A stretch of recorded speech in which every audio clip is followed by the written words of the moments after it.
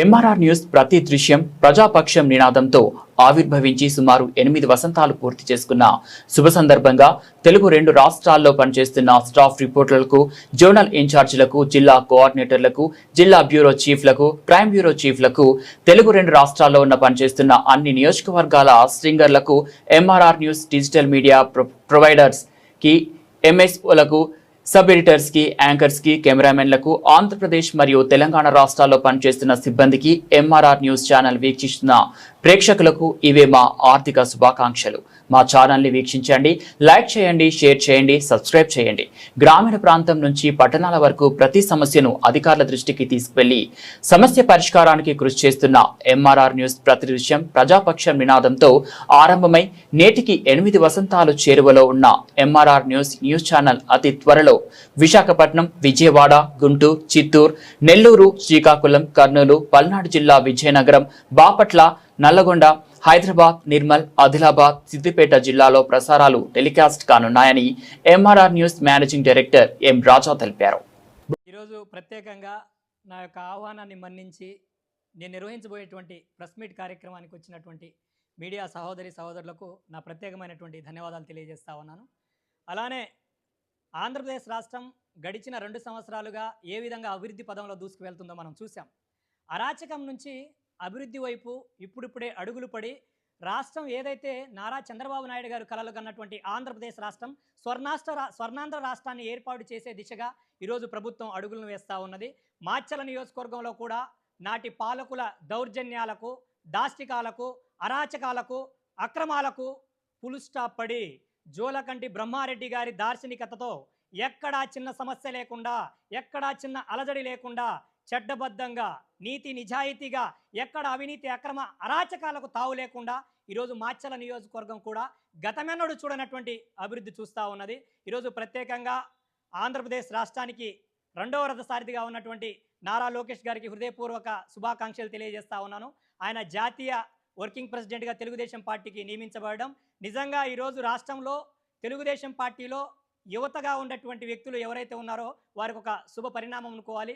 రాబోయేటువంటి రోజుల్లో ఈ రాష్ట్రాన్ని, ఈ యొక్క ప్రాంతాలని అభివృద్ధి దిశగా తీసుకెళ్లేటువంటి దార్శనికత ఒక్క నారా చంద్రబాబు నాయుడు గారి తర్వాత అది లోకేష్ గారికే సాధ్యమవుతుందని నమ్మి ఈరోజు పార్టీ యంత్రాంగం ఆయనకి అవకాశాన్ని కల్పించింది.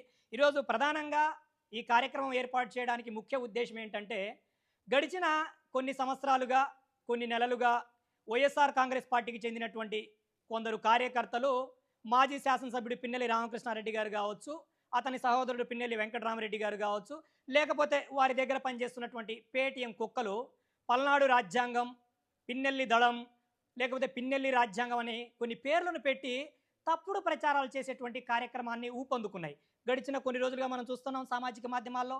అలానే 2022వ సంవత్సరంలో బాణావతు వెంకటేశ్వర్లు నాయక్ అనేటువంటి నా మీద ఆనాడు అధికారంలో ఉన్నటువంటి పిన్నెల్లి రామకృష్ణారెడ్డి గారు, అతని సహోదరుడు ఏ విధమైనటువంటి తప్పుడు ప్రచారం చేశారు.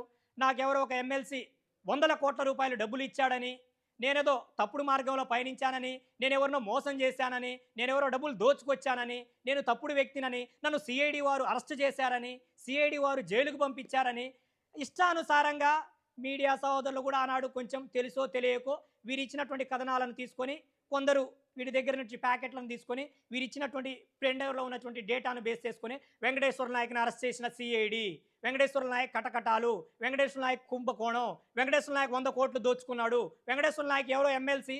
నేను ఈరోజు సూటిగా ఆనాడు ఎవడైతే నా మీద తప్పుడు ప్రచారం చేశారో వారిని ఒకటే సూటిగా అడగదలుచుకున్నాను.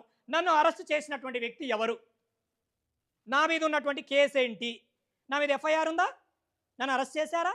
నన్ను జైలుకు పంపించారా? నేను ఏ జైల్లో రిమాండ్ ఖైదీగా ఉన్నాను? నా మీద ఉన్నటువంటి సెక్షన్స్ ఏంటి?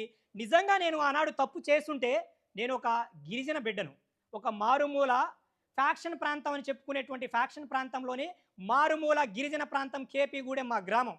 పిన్నెల్లి రామకృష్ణారెడ్డి కనుసన్నల్లో ముందుకు వెళ్ళేటువంటి గ్రామం మా గ్రామం. మా గ్రామంలో అభివృద్ధి లేదు, కేవలం అరాచకానికే తావిస్తూ గడిచిన వారి పూర్తి ప్రభుత్వ కాలంలో అంతకుముందు కూడా అభివృద్ధిని శూన్యం చేసి మా గ్రామాన్ని వినాశనం చేశారు.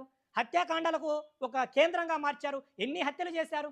మాట్లాడితే హత్య, ప్రశ్నిస్తే హత్య, వాళ్ళు ఏదైనా ప్రశ్నిస్తే వారి మీద దాడులు చేయడం, వాళ్ళ ఆస్తులను ధ్వంసం చేయడం, వీటన్నిటిని చూసి వారి మీద మాట్లాడేటువంటి ధైర్యం ఎవరు చేయకపోతే ఇదే బాణావతు వెంకటేశ్వర్లు నాయక్ కరోనా లాక్డౌన్లో మాచర్లో ఉన్నటువంటి ప్రతి నాయకుడు కూడా తట్టా బుట్టా సర్దుకొని మాచర్ల విడిచి పాడిపోతే అక్షరాల 5,000 క్వింటాల రైసుని ఇది ప్రజల సహకారంతో దాతల సహకారంతో మా ఏపీజే కలాంస్ విజన్ ఫౌండేషన్ ద్వారా మేము చెప్పేటటువంటి ఘనత మాది.